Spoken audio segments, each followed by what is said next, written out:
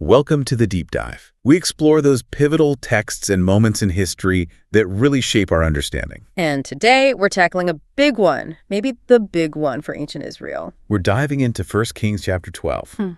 This is where it all falls apart, the unified kingdom, the golden age. It just shatters. Around 930 BC, right? That's the time frame. Yeah, it's a truly catastrophic turning point. And what we want to do today is really unpack how it happened. How does political arrogance, leadership driven by fear, these terrible decisions, how do they tear apart something that seemed so strong? It really feels like a case study in that biblical idea that the human heart, left to itself, is, well, desperately wicked, as Jeremiah puts it. We see it play out with devastating clarity here. Okay, so before we get to the actual split, we need to set the stage with Solomon. His reign is legendary glory, wealth, wisdom, the temple. The absolute peak in many ways, but there's a dark side to that legacy, one that directly leads to this chapter. It was an exhausting legacy for the nation. Exhausting how? What was the burden? Well, all that splendor wasn't free.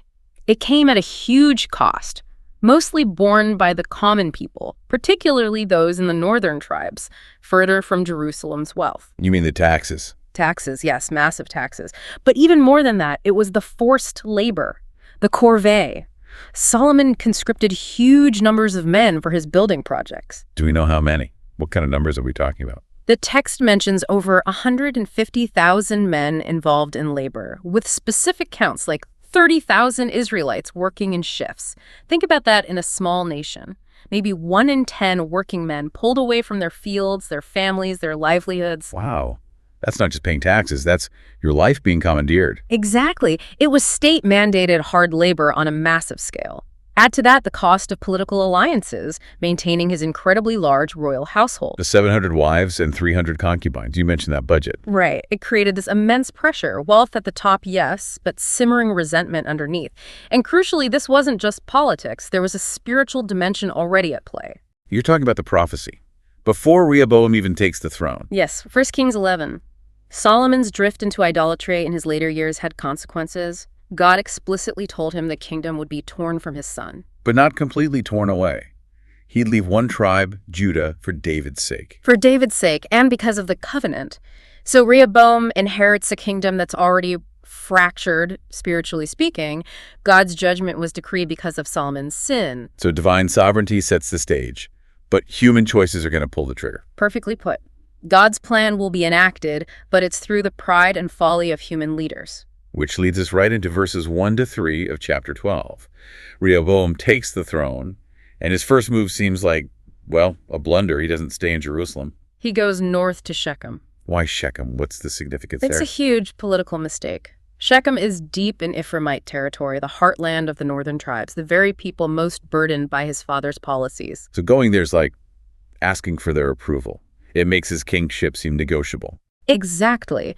Instead of asserting authority from the capital, he's signaling weakness, or at least uncertainty. He's basically saying, okay, let's talk about whether I get to be your king. And Shechem itself, that location has history, doesn't it? Oh, deeply symbolic. It's where Abraham built an altar. It's where Joshua renewed the covenant with Israel. It was a place historically associated with unity and commitment to God. And now it becomes the stage for the ultimate division. The irony is thick. It really is. It marks the breakdown of that covenant community. And guess who's waiting there for Rehoboam? Rehoboam, the man who had Solomon's administrator job, but then got that prophecy from Ahijah. The very same. Ahijah tore his robe, gave Jeroboam 10 pieces, promised him the northern kingdom. Solomon tried to kill him, so he fled to Egypt. And now he's back, just in time to lead the delegation presenting their grievances to Rehoboam. This wasn't spontaneous. Not at all. It's just coordination ambition. Jeroboam has God's promise, but as we'll see, his actions are driven purely by political calculation, not faith. Okay, so Act 1, Rehoboam gets confronted. Verses 4 through 15. The people, led by Jeroboam, make their case. How reasonable was their request? It seems entirely reasonable, looking at the text. Verse 4 lays it out. Your father made our yoke grievous. Now therefore make thou the grievous service of thy father, and his heavy yoke which he put upon us, lighter, and we will serve thee. Lighten the load, ease the taxes, stop the forced labor, and we'll be loyal. It's a plea for just governance. It aligns with everything the law says about how a king should rule, not exploiting his people. It's a political olive branch, really. A chance for Rehoboam to start fresh, build bridges. A massive opportunity. And initially, he does show a tiny bit of sense. He says, give me 3 days. Buying time. That seems prudent. It does. That 3-day pattern often signals a moment of decision, a test. But what he does in those 3 days is where it goes wrong. He doesn't seek God's counsel. He seeks human counsel. 2 groups, right? Yes. Yeah. First, the elders, the old guard, the men who served his father, Solomon. They saw the decline. They understood the mood of the nation. What was their advice? It was radical, actually. Verses 6 and 7, they tell him basically, be a servant to these people today. Speak good words to them. If you serve them now, they'll serve you forever. Wow. Servant leadership. That's incredibly insightful. Thinking long term. It's the principle we see later with Christ, isn't it? True authority earned through humility and service. They knew the kingdom was fragile. But Rehoboam. Verse 8 says he forsook their counsel, abandoned it. He couldn't stomach the idea of serving. Pride kicked in. Humility felt like weakness to him. So instead, he turns to The young men, his peers, the ones he grew up with in the palace. the echo chamber. Exactly. These guys grew up in privilege. They never felt Solomon's yoke. They benefited from it. They owed Rehoboam everything. What kind of advice do you think they'd give? It kind of makes him feel strong, probably. Tell him what he wants to hear. Precisely. It's classic confirmation bias. He wasn't looking for wisdom. He was looking for validation for the harsh response he already wanted to give. And they deliver. Verses 10 and 11. Their advice is brutal. It's astonishingly arrogant and foolish. They tell him to boast, my little finger shall be thicker than my father's loins. Basically, you think my dad was tough. I'm way tougher. It's like playground taunting elevated to national policy. It is. And then the threat.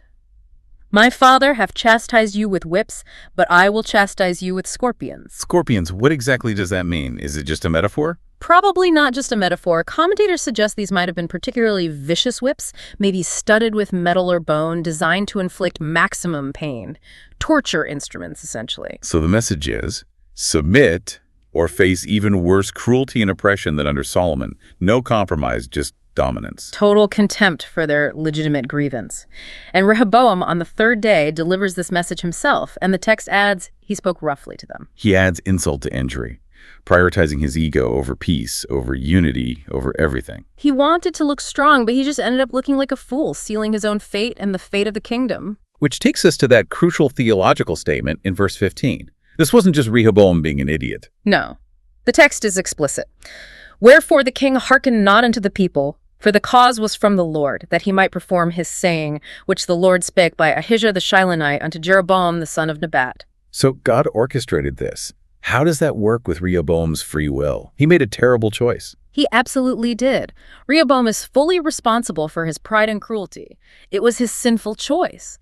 But God, in his sovereignty, used that very choice, guided that prideful reaction, to bring about his predetermined plan, the division prophesied earlier as judgment on Solomon's idolatry. So God didn't force Rehoboam's sin, but he steered the consequences of that sin to fulfill his own purpose. Exactly. It's that complex interplay, God's sovereignty working through, even using human sinfulness to achieve his righteous ends.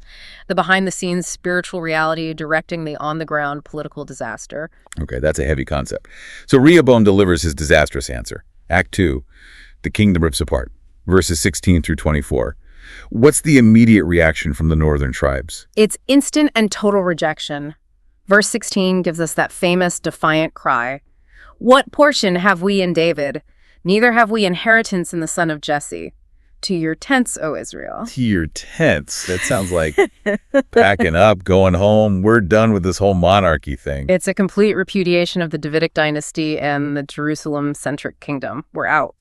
And Rehoboam, still apparently not grasping the severity, makes another terrible move. He sends Adoniram, the guy in charge of the forced labor. Unbelievable, isn't it? He sends the very symbol of the oppression they were protesting. It shows how utterly clueless he still was. And the people's response. Pure rage. They immediately stone Adoniram to death. It's brutal, yes, but it's also a powerful political statement. We are rejecting the system violently if necessary. That must have finally gotten Rehoboam's attention. Oh, yes. Verse 18 says he made speed to get him up to his chariot to flee to Jerusalem. He runs for his life, basically. Leaving the northern 10 tribes behind. He's now king only over Judah and Benjamin in the south. And the north immediately makes Jeroboam their king, just as Ahijah had prophesied. The split is now a political reality. But Rehoboam isn't ready to accept it, is he? Back in Jerusalem, he plans his next move. He reverts to force. Verses 21-22 say he gathers a massive army, 180,000 chosen warriors from Judah and Benjamin.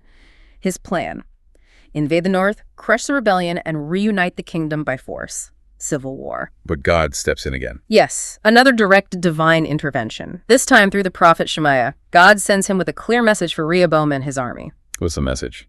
Verse 24, "Thus saith the Lord, ye shall not go up nor fight against your brethren the children of Israel. Return every man to his house, for this thing is from me." Stop! Don't do it. This division is my doing. It's a direct command to halt the invasion. And remarkably, they obey. Rehoboam and his entire army listen to the prophet and stand down. Whether it was fear of God or something else, their obedience prevents an immediate, bloody civil war. But it also cements the division, doesn't it? Yeah. By obeying God's word, saying this is from me, they're accepting the split as divinely ordained. Exactly. God prevents further bloodshed but confirms the judgment. The two kingdoms are now separate realities. So Jeroboam gets his kingdom, the northern kingdom of Israel, which brings us to Act 3, his own set of disastrous decisions. Verses 25 through 33, he starts by building up his infrastructure. Right. He fortifies Shechem as his capital, builds Penuel, practical steps, but then his heart takes over, just like Rehoboam. How so? The text says in verse 26, Jeroboam said in his heart. He starts reasoning with himself, driven by fear. He thinks, if these people keep going down to Jerusalem to worship at the temple, their loyalty will eventually go back to Rehoboam and they'll kill me. Even though God had promised him the kingdom, and even an enduring house like David's if he was faithful. Yes, that's the tragedy. God gave him this incredible promise, 1 Kings 11:38, but Jeroboam doesn't trust it. His fear, his anxiety about holding on to power overrides his faith in God's word. He chooses political strategy over divine trust. Completely. He exchanges God's guarantee for his own manipulative scheme, and that scheme is the spiritual poison pill for the northern kingdom, the golden calves. Ah, yes. Verse 28, he takes human counsel again, and makes 2 golden calves. And strategically places them at the northern and southern borders of his kingdom. One in Dan, way up north, and one in Bethel, right near the border with Judah. Politically clever, keeps people inside his territory. Spiritually, a catastrophe. And what he says about them? It's chilling. It's horrifying. Verse 28b, "It is too much for you to go up to Jerusalem. Behold thy gods, O Israel, which brought thee up out of the land of Egypt." That's almost exactly what Aaron said at Mount Sinai with the first golden calf. Precisely. Exodus 32. Jeroboam is deliberately echoing Israel's foundational sin. He's offering them a counterfeit religion, a religion of convenience. Don't bother with that long trip to Jerusalem. Worship here. It's easier. And by the way, these are your gods. It's designed to cut the theological cord to Jerusalem and the temple and consolidate his own power. Absolutely. But he doesn't stop there. He builds a whole counterfeit religious system around these calves. What else does he do? Verses 31, 33. First, he builds shrines on the high places, these local, often pagan worship sites that the law condemned, encouraging decentralized, syncretic worship. Okay, undermining centralized, pure worship. Second, verse 31, he makes priests of the lowest of the people, which were not of the sons of Levi. He bypasses the God-ordained Levitical priesthood and appoints his own guys, people loyal to him, not necessarily to God or the law. Consolidating religious control under the state. Exactly. And third, he messes with the calendar. Verse 32, he institutes his own festival in the 8th month on the 15th day, a date he devised of his own heart. Why that date? It seems deliberately set exactly 1 month after the major Feast of Tabernacles, or Shelters, celebrated in Judah in the 7th month. He's creating a parallel, rival religious calendar to make a complete break from Jerusalem's worship cycle. So it's not just idolatry with the calves. It's a whole new state-sponsored, politically motivated religious system designed to replace the true one. That's it. And this complex of sins, the calves, the illegitimate priests, the high places, the altered festival becomes known forever as the sin of Jeroboam. It sets the northern kingdom on a path of spiritual compromise and idolatry from which it never recovers. Leading eventually to their destruction by Assyria centuries later. Yes, this is the origin story of that downfall. Wow. Okay, let's pull back and analyze this whole devastating chapter. We've seen the narrative. What are the deeper failures here, psychologically and theologically? Well, you see two kings, both fundamentally failing because they follow their own hearts, their own desires, instead of God or wisdom. Rehoboam's core failure is pride. Immature, insecure, needing to look tough, he rejects humility, listens only to voices that stroke his ego, He chooses dominance over service. and loses most of his kingdom because of it. Proverb says, "Pride goeth before destruction, and a haughty spirit before a fall." That's Rehoboam. And Jeroboam, what's his core failure? Jeroboam's is fear, deep-seated anxiety and distrust. He gets this amazing promise from God, but he just can't rely on it. He sees political threats, real or imagined, and defaults to manipulation and control. He chooses political expediency over faith in God's promise. Exactly. His fear births idolatry. Yeah. He tries to secure his throne through religious compromise, leading his people into sin. So you have pride on one side, fear on the other, both leading away from God, both leading to disaster. Let's dig into Rehoboam's pride a bit more, that idea of confirmation bias. How did the young advisors really play into that? Well, confirmation bias means we actively seek out information that confirms what we already believe or want to be true. Rehoboam wanted to crush the petitioners to look stronger than Solomon. The young men, likely dependent on his favor and probably sharing his privileged background, weren't about to suggest he show weakness or compromise. They gave him the answer that felt good to his ego. Right, the most aggressive, dominant answer possible. It affirmed his desired course of action. It's incredibly dangerous when leaders surround themselves only with people who tell them what they want to hear rather than what they need to hear. And the spiritual dimension. We talked about God's sovereignty, but what about the unseen battle? Well, if God's purpose was division as judgment, you can see spiritual forces at work exploiting human weakness to achieve it. Promoting pride in Rehoboam ensures the split happens harshly. Promoting fear and idolatry in Jeroboam ensures the northern kingdom is spiritually corrupted from the start. So the stoning of Adoniram is the political violence, but the golden calves are the strategic spiritual attack. I think so. The calves aim to replace dependence on the unseen God with something tangible, state-controlled, convenient. It's an attack on the very nature of faith and covenant. But you also see God restraining evil. The prophet Shemaiah stopping the civil war shows God limiting the damage, preserving the Davidic line in Judah according to his larger plan. Let's talk about some of the symbols and metaphors here. The yoke is central. Yes, the heavy yoke of Solomon becomes the central grievance. Rehoboam threatens not just whips, but scorpions, intensifying that symbol of oppression, bondage, the harshness of human rule when it deviates from justice. And this sets up a contrast later in Scripture. A powerful one. Think of Jesus in Matthew 11. "Come unto me, all ye that labor and are heavy laden. Take my yoke upon you, for my yoke is easy and my burden is light." It's the direct opposite of Rehoboam's yoke of cruel oppression. Christ offers rest through submission to his gentle authority, while Rehoboam offered pain through submission to tyranny. A contrast between human tyranny and divine grace, symbolized by the yoke. What about the golden calves as an allegory? What do they represent beyond the immediate historical sin? They're a timeless symbol of manufactured religion, a religion of convenience. Jeroboam made it easy. Don't go all the way to Jerusalem. Here's a God right here.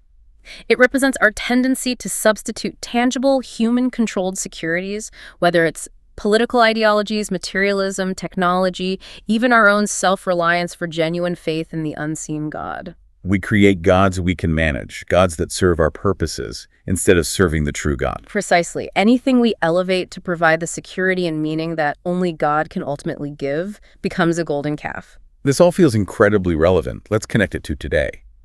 How does this ancient story speak to us as individuals? On an individual level, it's a mirror. Are we like Rehoboam, engaging in advice shopping? Do we dismiss wise, perhaps difficult counsel because it challenges our pride, and seek out voices that just affirm our desires? Or are we like Jeroboam, making decisions out of fear, trying to control outcomes because we don't really trust God's promises or provision, letting anxiety drive us to compromise our principles? Those are the core questions. Am I driven by pride that needs to dominate or by fear that needs to control? Both are toxic spiritual states. What about in our families and culture? The clash between the elders and the young men seems pertinent. Hugely. There's a constant tension, isn't there? The story is a stark warning against dismissing experience and wisdom, the elders, in favor of youthful arrogance or the latest trend, the young men. It also speaks to legacy. Solomon's failures clearly contributed to Rehoboam's insecurity and poor judgment.